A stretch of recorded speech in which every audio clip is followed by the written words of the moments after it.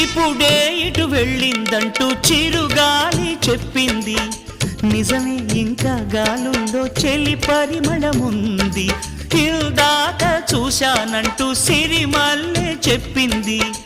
ఇదిగో అంటూ తనలో చెలి చిరునవ్వే చూపింది. ఈ గుడి గంటల్లో తన గాజుల సడి వింటుంటే తను ఈ కోవెల్లో ఇప్పటి వరకు ఉన్నట్టే. ఎటు చూసినా తన జాడలే, ఎటు వెళ్ళిందో ఈ లోపునే. నేలనడిగా, పూలనడిగా, నీలి నింగి చుక్కలనడిగా, ప్రేమించిన చెలియేదని.